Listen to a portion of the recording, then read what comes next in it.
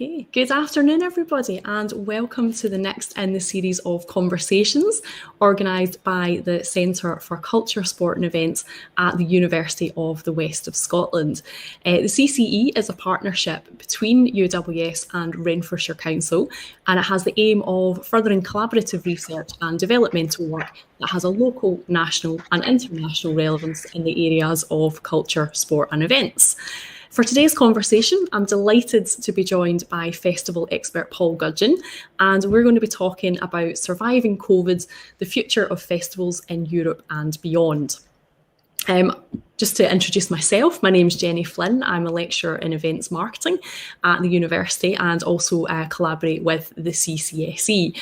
As I say, I'm absolutely delighted to be joined by Paul today, and I'm sure he will be very well known to a number of people within our audience. You're notorious, Paul, I think would be.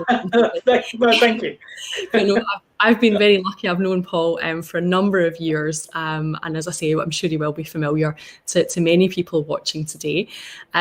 Just to give a brief introduction for anyone who's not familiar with him, Paul has over 30 years experience, possibly longer than he would care to admit, working in the events and festival sector. He has a hugely impressive CV. He's worked on a number of festivals, just to name a few: the Aldborough Festival, the Bury St Edmunds Festival, the City of London Festival, and most recently, I think, the Durham International Brass Festival.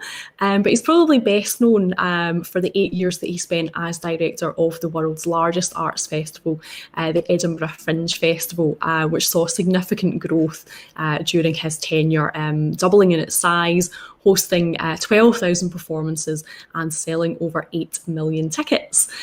So with all that in mind, Paul is obviously very widely regarded as a leading expert in the area of festival and event management.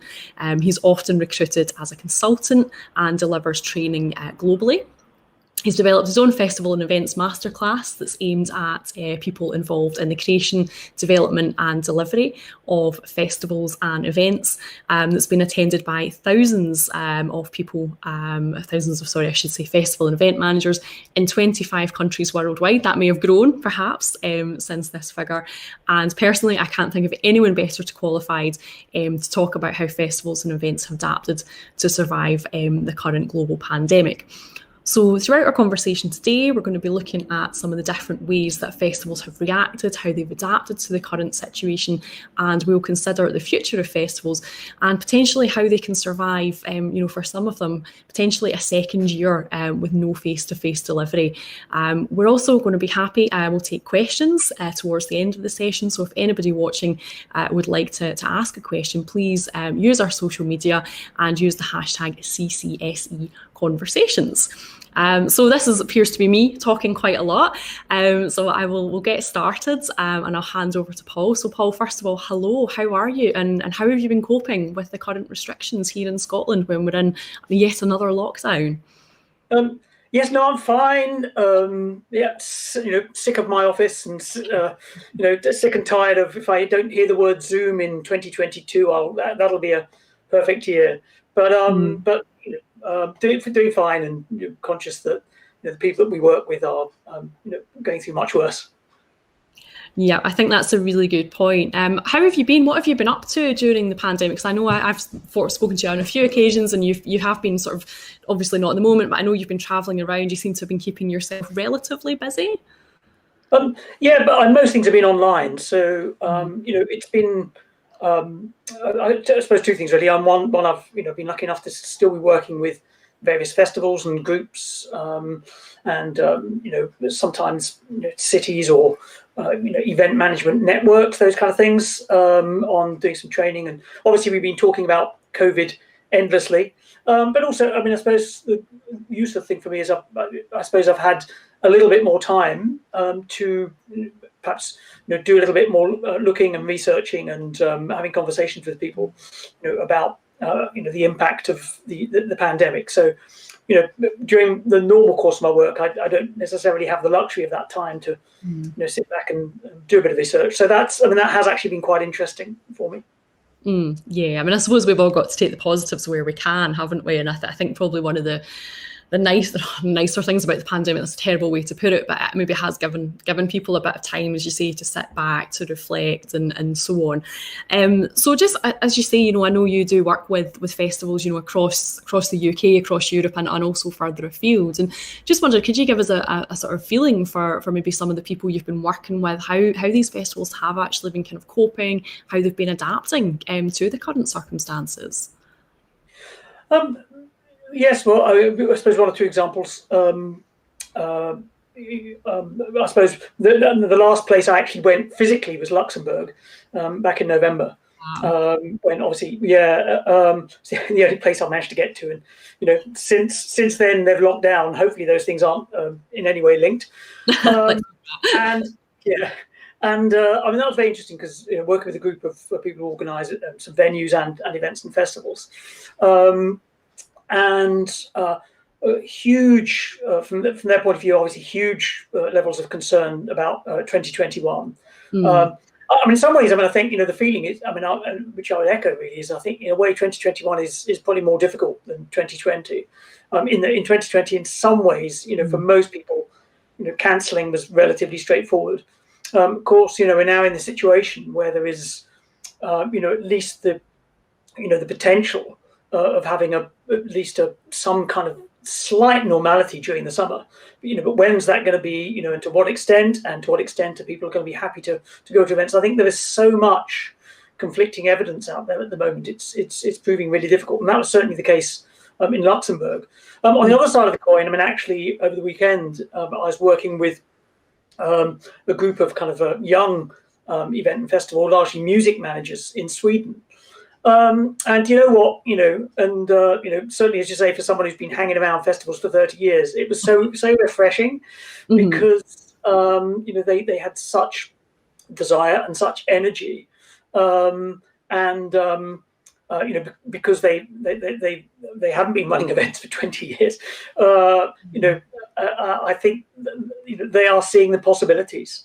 And they are seeing the opportunities, and that was really refreshing to kind of come across that attitude.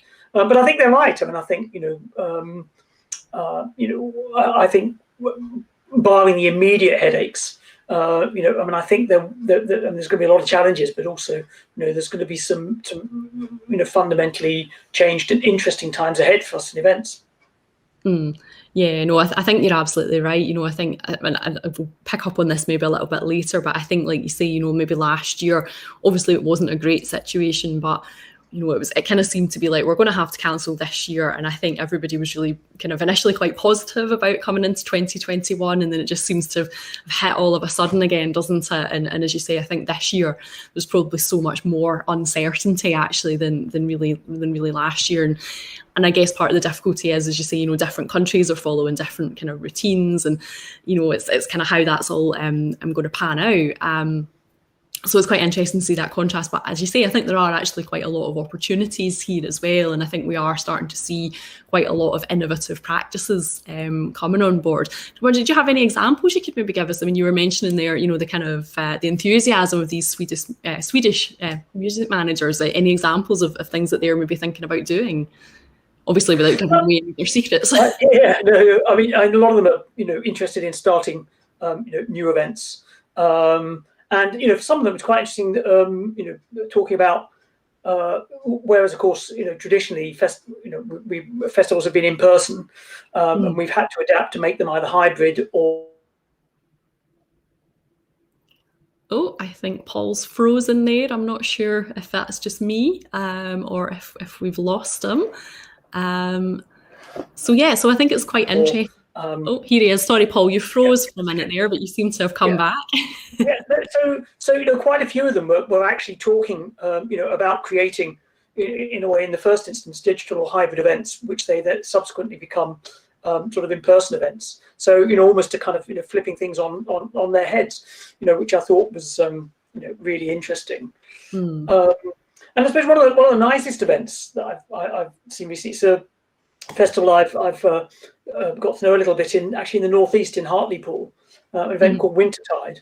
The people who are behind it are very invested in visual arts and crafts, They did this absolutely gorgeous thing, which was they created these festival boxes of art materials that they took round to it's based on the headland in Hartlepool, and they distributed these art boxes around lots and lots of the houses and on the headland, and people basically made their own sort of wintertide decorations.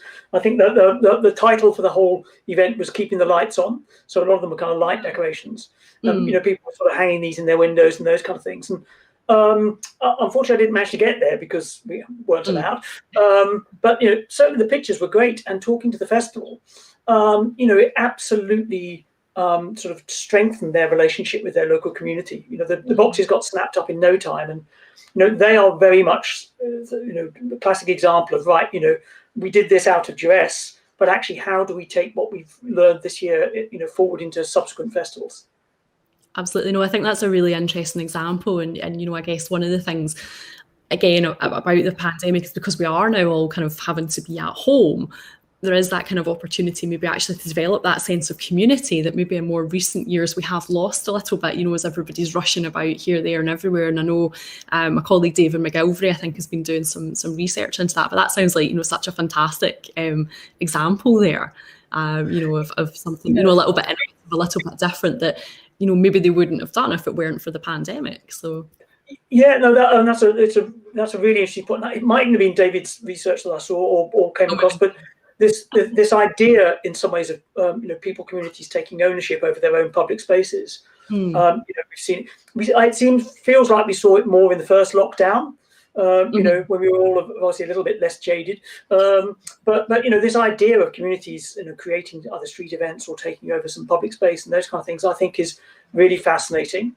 And for someone who's been involved in the Fringe Festival, which is very much about performers creating their own opportunities, it's you just feel there's a lot of potential in that, and it creates some interesting sort of headaches for city councils and things, who obviously are charged with regulating public space. How do you adapt to regulate when people are in some ways taking over? Can you find a way of making that happen, or do you have to stay rigorous to your sort of risk assessment and health and safety management policies? Definitely a balance to be had there, I think, isn't there? I mean, I suppose one of the other things, obviously we're focusing there more on the kind of community aspect, but I suppose, we've seen a lot of events, move provision online, and actually I suppose that's been very good actually maybe in opening these events up actually to new audiences. I remember speaking to a friend who is involved in a festival down in Brighton that had run just before Christmas, and they had people watching performances from Japan and all other places all over the world who would never, well, I presume would maybe not travel to Brighton to attend a small arts festival. So I think that's quite interesting as well. It is. I've been fascinated trying to spend a bit of time, looking at the various bits of research that have come out about online consumption. And it's quite interesting. The positives are that even small festivals are suddenly finding they can actually reach people in far-flung corners, which is exciting. But also, of course, one thing which perhaps we're a little bit guilty of with festivals is only maybe being really interested in our audience for the 10 weeks running up to our event and the event itself. And I think we're beginning to recognise that whether it's through social media or through digital channels, that we can actually have a much more sustained sort of 52-week connection with audiences. And certainly some events, things like one or two book festivals that I've seen, and film festivals, have done some really interesting sort of talks and discussions, and in a way they're able to involve the audiences a little bit more, or in a different way online than perhaps they are in that standard sort of Q&A that you tend to get in an auditorium. So they're the good things. I suppose that the downside online really is even though lots of people are engaged in a reasonable number, I think the last bit of research I saw was around about 30% think that they will still engage online after COVID, but rather a very small percentage are actually really prepared to pay online. And I think over the long term as well, I think the competition, if you think of you've got those really big players, things like the National Theatre, that made National Theatre at Home free for a while, and you got things like the Digital Concert Hall that the Berlin Philharmonic have done. These are absolutely top quality, brilliantly produced. Whereas some of us festivals can only afford one wobbly webcam and a bad microphone. So it makes it difficult to kind of compete on that level with some of these kind of global players, I think. Yeah, no, I think that's a really good point, and I think you're obviously saying maybe people aren't always willing to pay as much for the online experience, but and obviously it is a different experience, but there's still a huge amount of work and time and effort that goes into that, and certainly from my own perspective, the online lecturing is not any easier than the face-to-face delivery. If anything, it's probably harder. So I think again, that's something I think we have seen over the last kind of few months. There's been quite a lot of really good free online provision, which is amazing, but as you say, that's not going to be sustainable, certainly probably in the long term for whether it is your small festivals or, as you say, the kind of nationally recognized ones. Yeah, but I suppose the other thing that's interesting is how quickly we've all had to pick up those skills. Who was an expert in Zoom a year ago? So and it's very interesting the way that a lot of festivals and events have thrown themselves into sort of upskilling, those kind of things. But I think the comparison you make with lectures is absolutely right in that we're having to learn rapidly. There's a great difference in presenting an event to an audience online, in terms of people's attention span, in terms of maintaining their attention. And I was involved in a seminar with some people from Finland and St. Petersburg a few weeks ago, and it was quite interesting because, of course, you can kind of see how many people are watching at the time. And it starts at about 157, and you can just slowly see that number going down. And the curve gets steeper, by the time you reach the second hour.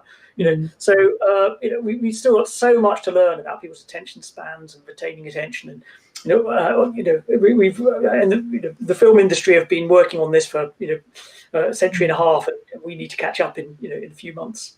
No, definitely. That sounds very much like any of my online classes, Paul. I have to say, it seems to start off quite well, and rapidly the cameras get switched off and they've gone to make a cup of tea, or they're watching Richard and Judy or something like that.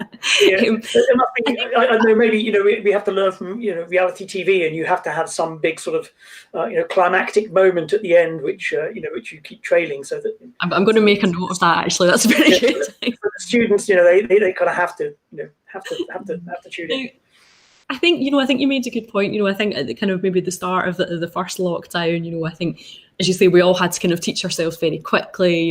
Zoom must have gone from having just a small number of users to now it's everybody's using it. And I think there was probably initially quite a lot of excitement around the online, and it was something new and it was something different. Do you think as we move forward, is there a danger that there's we become fatigued? Do you think with the kind of all these online events, and do they become the Zoom quizzes of the future?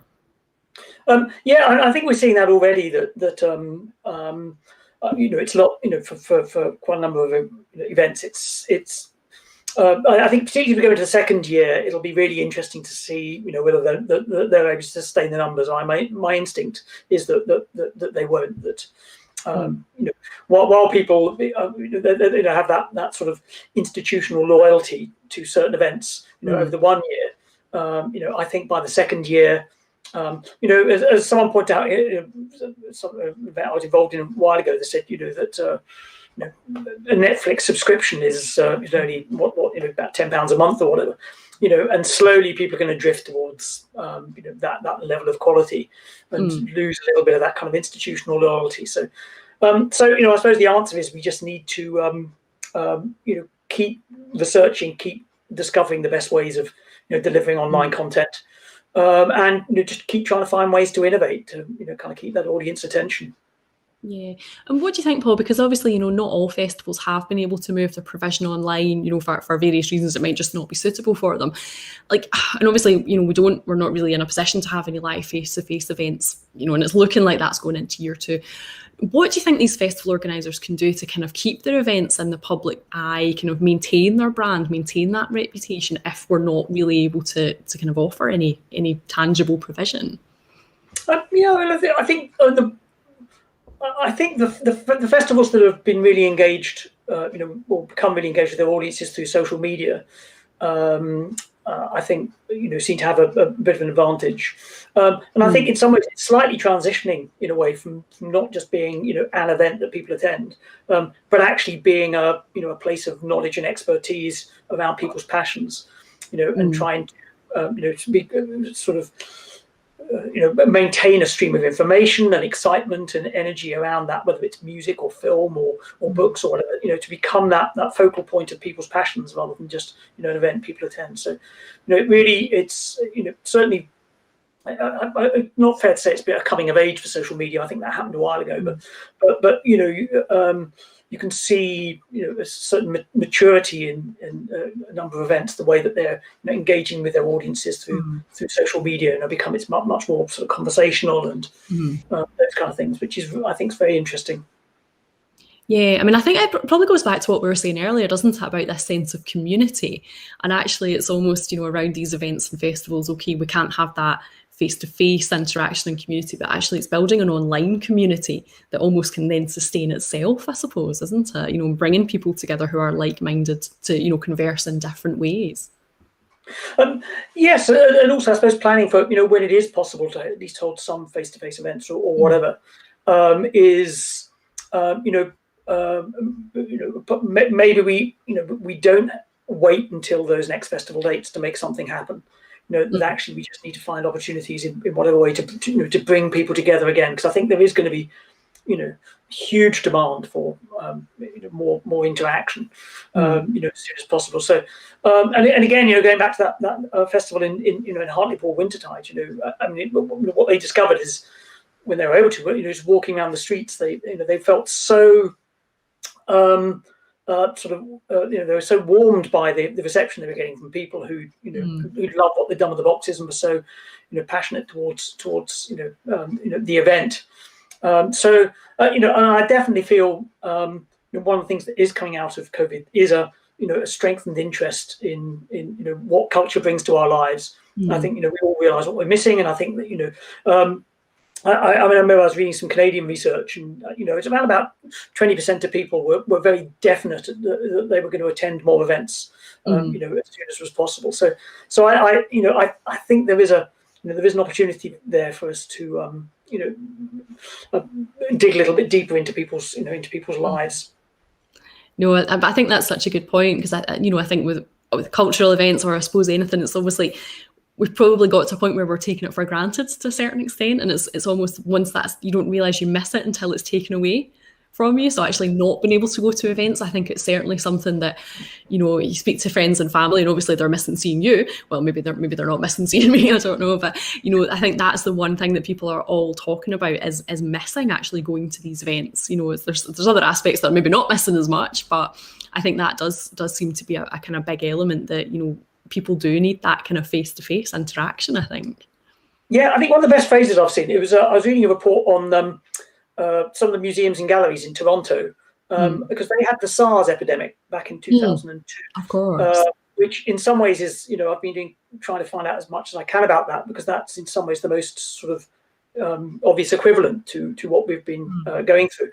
And there was this great expression that came out of this museum report called revenge attending, which was that they really did have this kind of surge in attendance once people were able to, and I mean I can really see that happening. And I think one of the most thought-provoking statistics I've seen in the past few weeks, actually, it came I saw it first I think on the BBC, and it was about the coach operator National Express, who had this absolutely fantastic figure. I think that for their holidays, these National Express holidays, which are much loved by over 70s, particularly over 70s, over 80s.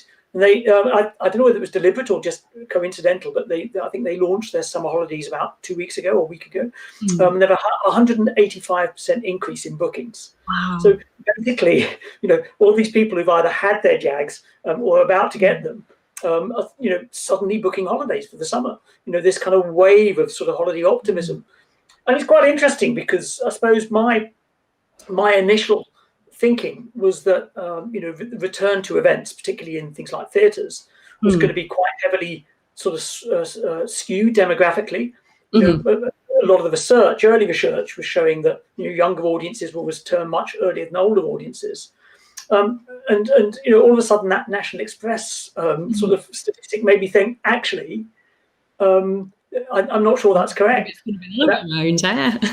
All of a sudden, we've got this kind of generation, who are going to be much more comfortable, going out in public situations. So I think, we are at the moment of an intensely difficult but fascinating sort of few weeks. And I think as we begin to all come to terms with, the pace of the rollout, what it means, those kind of things.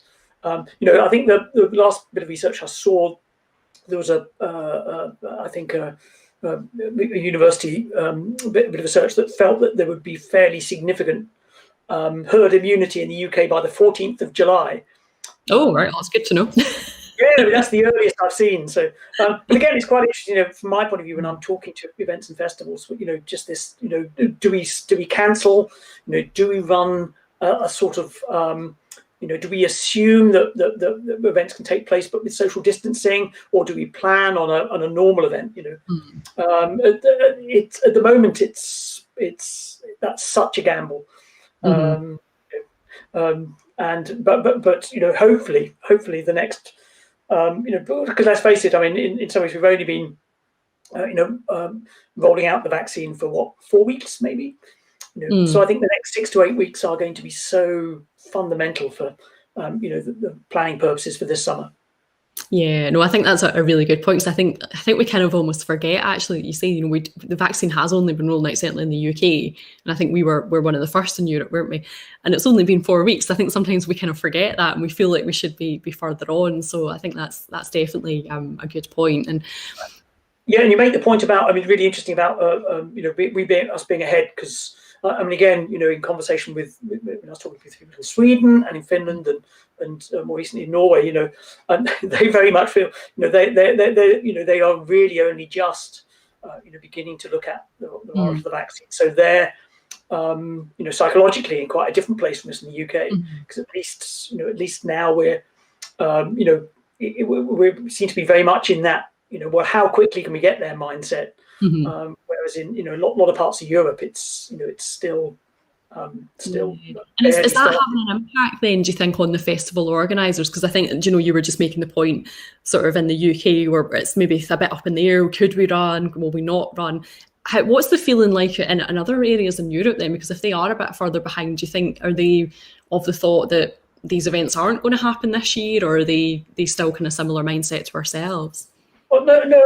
I sense, I don't know, maybe it's me, being in the UK, but being a bit over optimistic. But I think, talking to colleagues in European countries, the two biggest issues is, first of all, what are audience attitudes going to be, by the time of our event? And I think, there's something that I often preach as well, and I think they're conscious of, is it's not just about what people are thinking when your event's happening. It's about during that buying cycle. It's fine in a way, if I say, if your event is in September, we can be relatively confident that things will be much improved. But actually, if you sell the bulk of your tickets in May, June, July, then actually, maybe there's an issue. So I think, that's certainly one of the big question marks is, what are audience attitudes to buying for events likely to be? Not just during the event, but actually in the run up to it. The second thing that I think they're certainly finding challenges in one or two European countries is where their governments, certainly in places like Finland and Germany, their governments, cultural ministries, and particularly their municipalities, came out quite early and supported them. I was talking with some festivals in Holland, and they had fantastically supportive, government and sort of municipal support. That is looking much less secure for the second year. They're not getting that same kind of, yes, we're instantaneous, yes, we're right behind you kind of feeling at the moment. So certainly for those festivals that rely significantly on government and municipal support, that is one of their big worries. It's not just the decision about whether they are taking place. It's about whether they're still going to get that same level of support. Yeah, no, I think that's really interesting. I actually had a question written down about that. You've pretty much answered it already anyway, but because what I was kind of thinking was, obviously, I suppose we've been quite fortunate. I mean, it took a while in the UK and in Scotland for the events industry to get perhaps the support that it needed, but there has been, some support and mechanisms in place. And I was going to ask you about kind of what the picture had been like across Europe, and is there anything that we could learn from that, do you think, here in Scotland and the UK? I mean, I can't claim to have encyclopedic knowledge because it's just, depends who I'm talking to. But certainly, 2 or 3 of the festivals that I know over in the Netherlands, in Holland, they seem to be, really well supported from a really early stage. And I think, if I compare that to some of the organisations that I'm involved with in the UK, I think the speed of the response was the most striking difference. Almost more than the level. It's just almost instantaneously. There's one event I was speaking to in Nijmegen in Holland, and they had absolutely no doubts that they were going to be fully backed. From the word go. So I think that was certainly one of the lessons. I think the other thing, when you look around when I try and get a feel for people in different parts of the world, again, I can't claim encyclopedic knowledge, but it seemed in Australia that there seemed to be quite a lot of institutional support, so support for institutions and organisations and those kind of things. Whereas actually, when I talked to a few people in Germany, they seem to be very good and focused at supporting individual performers and artists. Which again, it's something that perhaps we haven't been quite so strong on in the UK. Certainly a lot of musicians and things that I know, they haven't had a gig for a year, and they've really struggled. And so again, there's been these kind of different focuses, I think, in different countries. No, I mean, I think the point you made there about as you say, the musicians, but it does seem to be kind of anybody who's working freelance seems to be really struggling, I think, to get the support. And obviously a huge number of people working in the events and festivals industry, they are self-employed, they are freelance, the nature of the industry is that's just what it's like. And I think there's no doubt, the industry's been significantly impacted in that sense. We've probably lost a lot of really talented people who've, they've had to take on jobs elsewhere. And I just kind of wondered then, how do you think we can recover from that? What can we do to kind of encourage these people back when there is so much uncertainty? A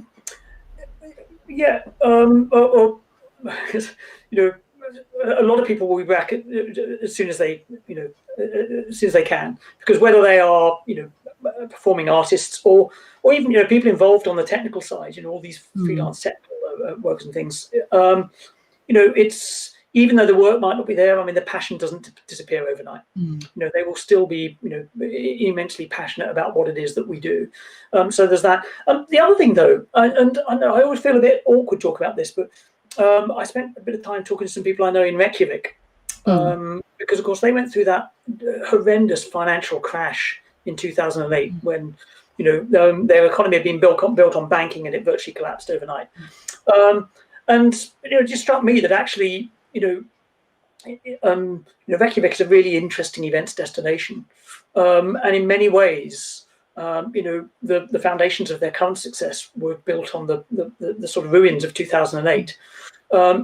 And 2 or 3 things seem to be clear. One was that the government of Iceland, particularly Reykjavik, got absolutely right behind events, because I think they suddenly realised that tourism was one of their ways out of this, and the events had a particular importance, for signalling that the country was still open for business, that people should come, and also, I suppose, just in giving that sort of community self-confidence. So they did, even in the toughest of tough times, they did continue supporting their events. But the other thing as well was, they lost quite a lot of their existing events.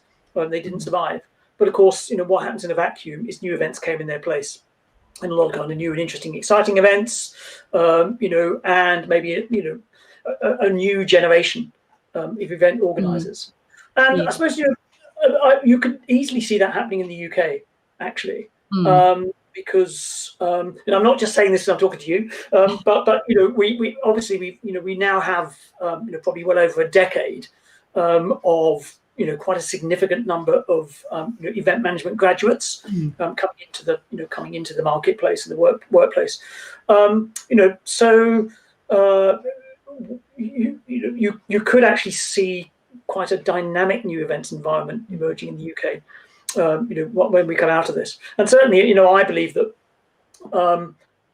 because you saw this in Toronto after the SARS epidemic, that we're going to need events to restart tourism, to restart retail, to restart that visitor economy. So there's going to be a really strategic need for events in a lot of communities. And I think one thing we do know about event organisers and festival organisers is that we do have the ability to respond relatively quickly. So I think it's it's the people who've got good ideas, the people who can respond quickly, and I think as we've seen from places like Reykjavik, the people who can create interesting partnerships between event organisers and retail and hotels and whoever restaurants that will emerge into this sort of new dawn. Yeah, and I think it's a really interesting point. One of the things you kind of keep sort of hearing about is people talking about sort of post-world, the First World War, and obviously the Spanish flu epidemic. Not to compare that to what we're going through just now, but they talk about the resurgence in the 1920s and how it was such a creative time with so many things going on. And I think again that's maybe one of the slightly more positive things that we can take is as you say, maybe this is a time post-COVID that our industry actually can really emerge and develop. So yeah, well, actually, not just the First World War, but I mean, the interesting one for me is the Second World War as well, because so many of the really big festivals that became huge international successes. So the likes of the Edinburgh International Festival, and obviously the Fringe, but also we have the Tattoo and the Film Festival. All started around about 1946, 47, but then. A festival I used to work with down in Suffolk, the Alder Festival, even things like I think the Cheltenham Festival, Bar Festival. This kind of great swathe of these kind of high art festivals that very much dominated the festival landscape in the UK, but became international successes. They all started in that immediate post-war period. Edinburgh's initial raison d'etre really was to help reunite Europe through culture. I mean, that was the international festival. So. And again, so I keep saying about Toronto and Reykjavik, but it's quite interesting how quite a number of people will point back to this moment of crisis, as actually the starting point for potentially quite an exciting new era. No, I think that's a really good point, and I think as we say, it's maybe about taking some of these positives. As we say, we're not 100% sure quite how festivals are going to look this year. Whether if they are going ahead, do you think kind of a couple of points I'd written down earlier was about confidence and capacity based on what you were saying, and I think it sounds like based on the research that you've done and what you were talking about there is that. Hopefully, audiences will be confident enough to come back to attend events. But, I guess there's a role for us there as event and festival managers to instill that confidence. But I just wondered, obviously, if we are going to have to use things like social distancing potentially as we move forward and hopefully less so as vaccines roll out and second doses and things. But do you think festivals are going to be feasible? Are they going to be viable if the live audience is limited? In that kind of extent, are we ready for that? Or yeah, I think we'll find ways. I mean, I think that's it's I think one of the great gifts of so many people that certainly I've worked with involved in festivals events is this adaptability. This ability. I mean, I just remember years ago when I worked at the Alder Festival, and it was after that huge storm. And it had taken down whole forests near us, and roads were impassable. All the power was gone, and we were doing just a small, kind of weekend classical music festival. And it was staggering how we managed to get some things on. Our lighting guy, had his car running outside with some lamps running, of his car. I think, we are an industry which almost thrives on problem solving, really. So I think some things will be possible, but I think you make a really good point that I think what's crucial is first of all, having a really good feel and sense of our audience expectation in terms of their safety. What kind of events are they prepared to attend? And again, fortunately, I mean, there's a lot of research going on out there, about what people feel comfortable with, and obviously people feel much more comfortable going to outdoor events than indoor at the moment. They feel much more comfortable in events where they can control their space. So things like museums and galleries have a slight advantage over things like theatres at the moment. Mask wearing is a little mixed about how comfortable people feel. So I think having a real handle on what your particular audience is comfortable doing at your events is really important. And then the other thing, I mean, I suppose it's something that I think we're seeing certainly in the airline and the travel industry is, in some ways you have to put safety up front, and then the excitement of the event second. So, first of all, we have to convince people the event's safe, and then secondly, that the event's really exciting. So, however we do that, whether it's,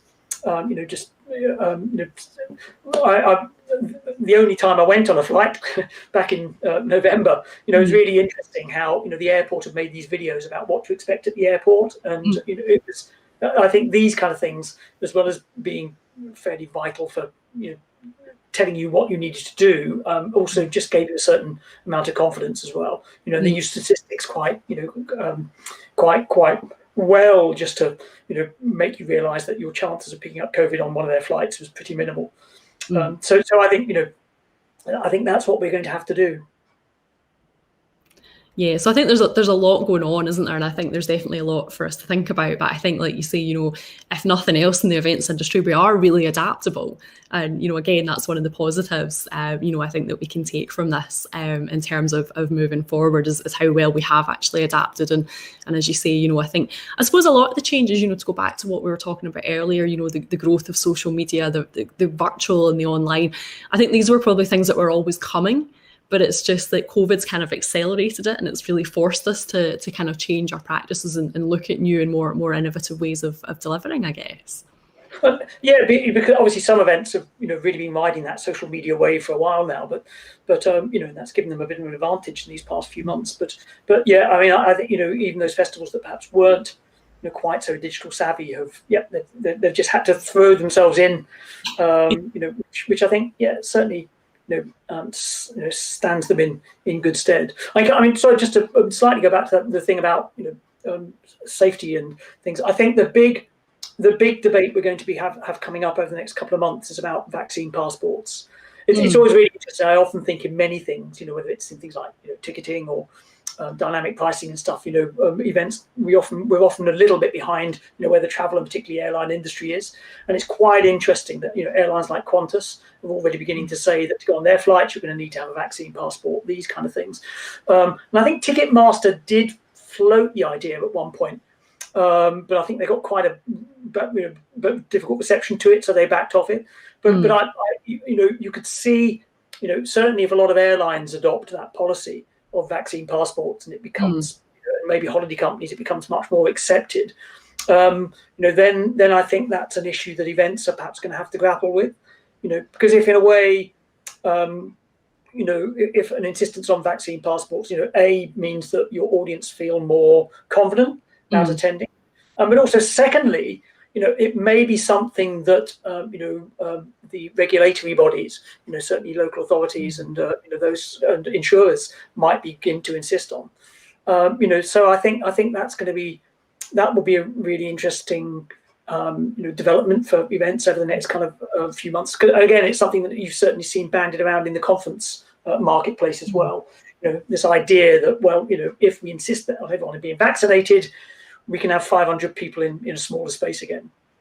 Yeah. So actually that leads on really, really nicely. We've got some questions have come in through our social media. We planned this, isn't it? Yes. I know. It's almost like it's organised. So first of all, thank you to everybody who's sent in questions. I'll try and go through these, but we've got a question from Drew Moyer, he's actually very kindly sent us a link. So I've just very quickly tried to scan this article, but I've not probably done a very good job. But basically talking about the test event which took place as part of the Primavera Festival in Barcelona, where basically people were given a test. for COVID, they had to test negative before they attended the event, and nobody picked it up during that time. And Drew's just asking, do you think that's a possibility for us actually as we are moving forward, actually just testing people for COVID? Yeah, because I suppose testing is a little bit simpler than vaccination, and again that's what we're beginning to see for again things like travel. That you have to have a negative test 7 days before, and those kind of things. Yeah. And we're seeing this certainly in some of the major sports events. So I think there's two elements to it, and one is how practical is it to in terms of the physical organisation. How many people do you need? How much is it going to cost? All those kind of things. So that's one element. Can as an event, can we actually do this relatively easily? The second thing, again, like I was saying about the Ticketmaster thing, is going to be about audience expectation. Yeah. I think in a way, for a lot of people, particularly maybe for younger audiences. If that means I can go to an event, then I'm perfectly happy with it. For other perhaps slightly different audiences demographically, they might feel that's a bit of an invasion, or that they feel that in some way their sort of rights are being infringed. So I think that balance, what's needed to make this work, and also audience expectation. As I say, I think. Keeping a very close eye on certainly what's happening in travel, because there always seems to be just a few months or years occasionally ahead of what we're looking to do. Yeah, I think like you say, probably from a logistical point of view, as event managers, again, we're probably in quite a good position to organise that kind of thing. But I think, like you say, obviously the audience expectation, but I think also the financial implications would probably be the real kind of factor to take into account there, because prices of tickets and things. And also, the elephant in the room always, which is something that we all feel, about our events is, it's that nightmare scenario. If you put on an event and actually it turns out to be a super spreader event, firstly, how dreadful are you going to feel? There was an event, in the early days, actually, I think it was in the Concertgebouw in Amsterdam, the concert hall there. They had an event, and quite a number of the people in the choir that were taking part in this event caught COVID, and actually quite a few of them died.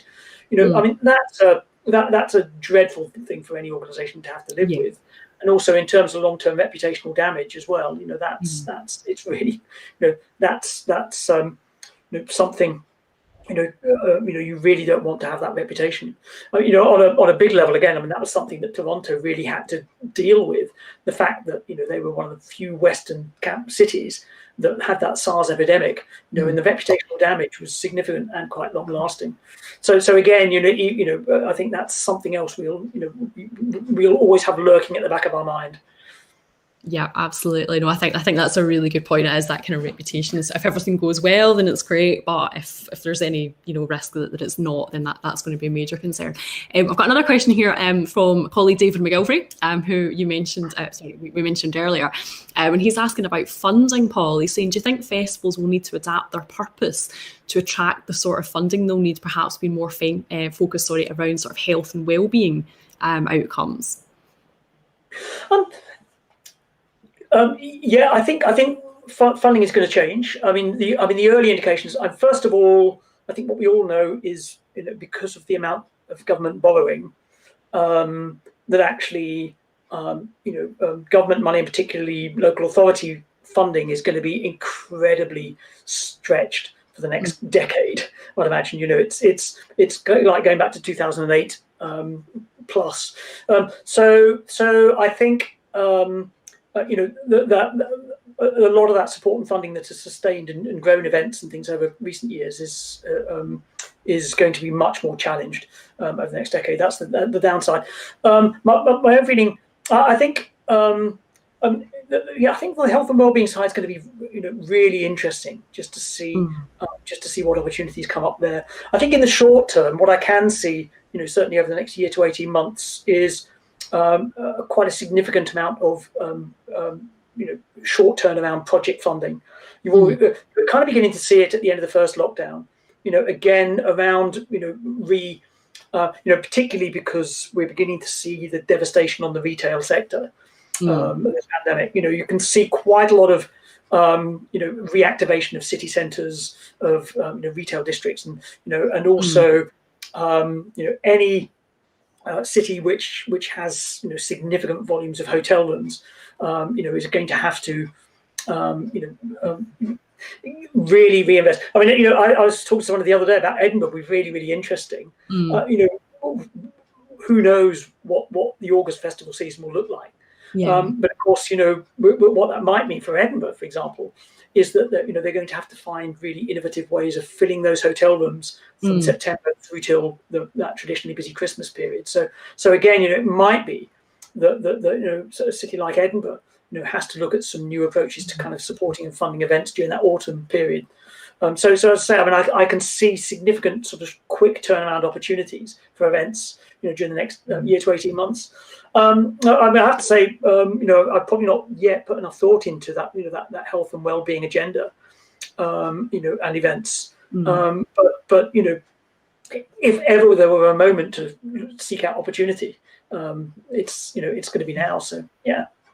So always David with a hard question. So thanks for that, David. No, really, fascinating. Absolutely fascinating. It would be really, that would be something, very interesting to talk to, particularly, professionals in the, on the mental health side of things. Just what they feel are going to be the needs. Particularly for certain demographic groups, young people, older people being in isolation. What needs are they going to have, and to what extent what can events play a part in alleviating some of those pressures? Yeah. So again, actually, some really interesting questions coming through that kind of relate to that, Paul. So first one here, sorry, I'm not sure who these are from, these get sent through to me directly. Do you think children or teenagers growing up during this pandemic that have become accustomed to virtual events will actually struggle socially when they are allowed to go to a physical event again? That's a good question, isn't it? Yeah. I mean, personally, I really don't know, but I mean, certainly that, there seem to be a lot of warnings, coming out from whether it's teachers, whether it's mental health professionals, that actually, the amount of screen time has just gone up exponentially, and while we take for granted that, our ability to reconnect, for those certainly under 16, maybe that can't be taken for granted. So again, that's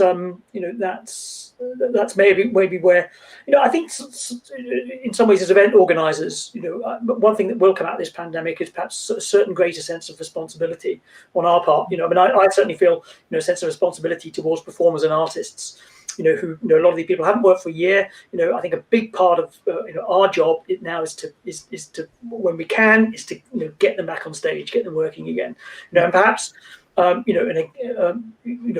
wider sense of responsibility towards our communities, but maybe particularly towards certain sections, and younger people, that we just have to make strenuous efforts to kind of create events that get them away from those screens.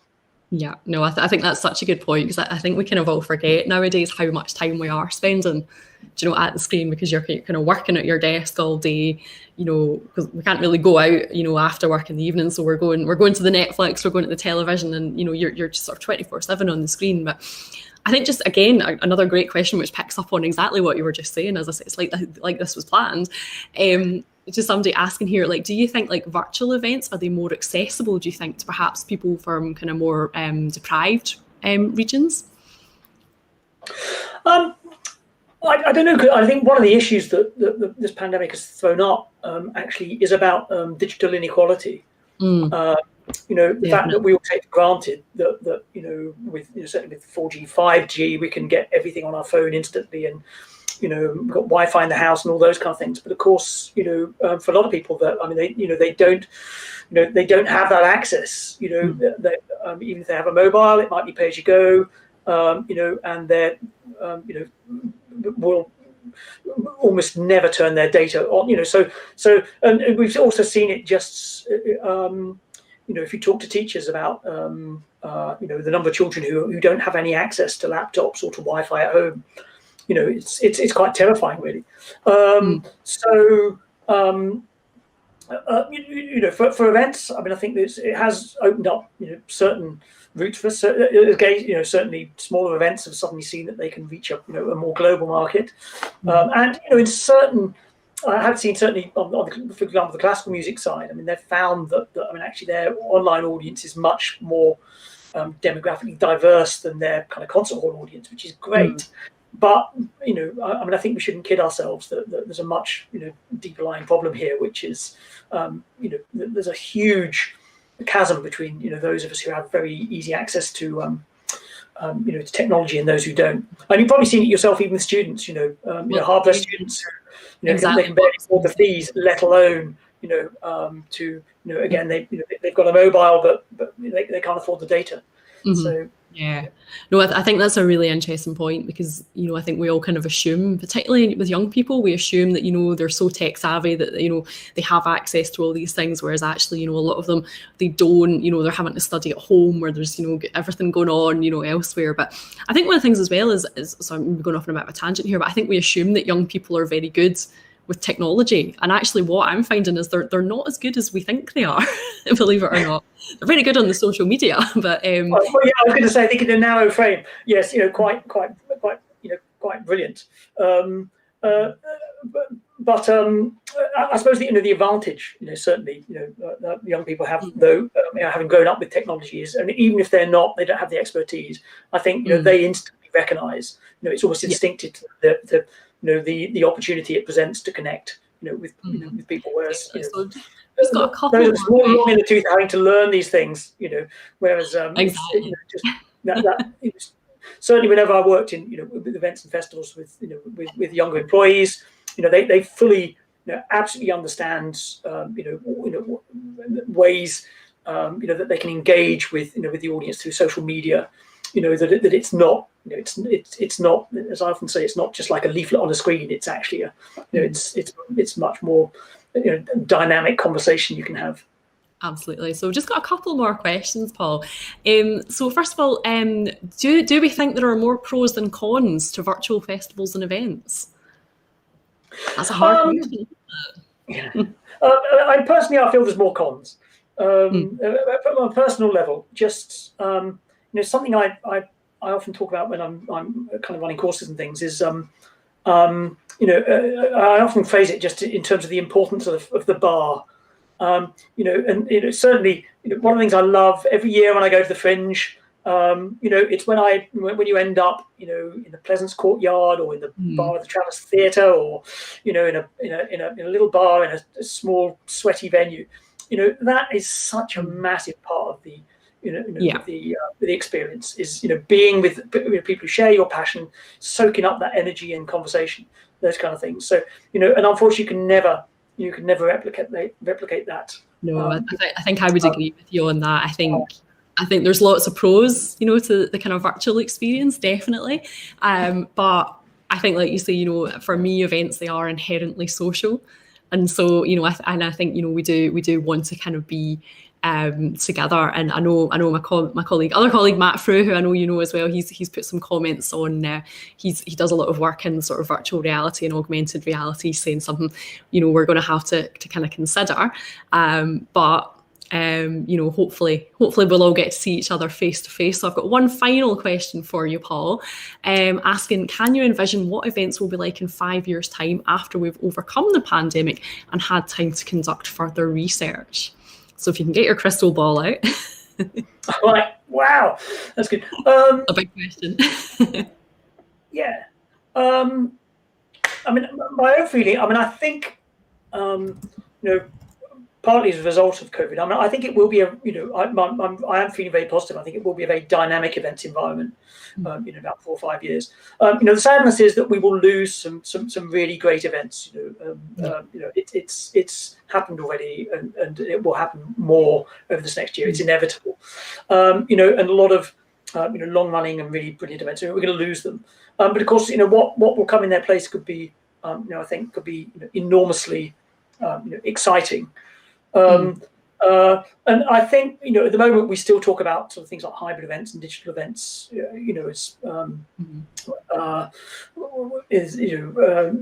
as being the new kid on the block. I think in about 5 years' time, I think almost every event will be at least some combination, of both, even if it's just a small way. So but yeah, no, I say, I mean, I feel positive that this will be a starting point for quite a dynamic period. And again, partly it does come back to this. We're talking about this. We're talking about artists, who've gone without work. We're talking about people involved in the in presenting events, presenters, producers, and techs. I think we could build extraordinary things on the back of that pent up frustration. There will just be this amazing desire to make things happen. And I think, again, something that my colleagues in Reykjavik and Toronto, talked about was, that people are much more open to partnership after situations like this. People who perhaps would normally just plough their own furrow, suddenly they become, through necessity, much more open to partnership. That's not just in events. I mean, I think it's in in business, it's in local authorities, it's the gamut of the sector.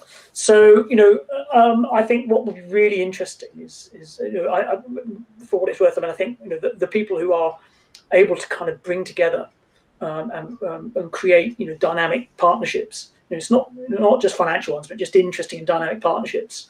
Are going to be the people that score the greatest success in the next few years. Brilliant. Well, Paul, thank you so much. I think that was hugely, hugely interesting. Really great to get your insights, on festivals, not just here in Scotland and the UK, but obviously you do have that kind of knowledge and expertise, having worked, at various places. Well, not there at the moment, but online you've been working with them, across Europe and of course further afield. And you've obviously been researching very hard, which is putting myself as an academic to shame. So I think really interesting, and I think what we can see is our industry has faced a lot of challenges. There's absolutely no doubt about that. And as I just said, sadly, we are going to lose some events, some festivals, but on the positive kind of flip side of that, I think we are going to see, as you've said, this reinvigorated events industry, and maybe even an increased recognition actually of the role of events that they can play in really animating cities and places, and as you say, sort of helping to bring people together. So lots of positives to take there. So we'll wrap up there for today. So thank you so much to everybody for watching, and for all your questions and all your comments. Like to say thank you to Theo and Derbla as well, who are working in the background. They do all the technical things that I know nothing about and manage with everything. So thank you to them. But most importantly, Paul, thank you so much to you for a hugely interesting conversation. No, thank you. It's been a pleasure. Thanks for inviting me.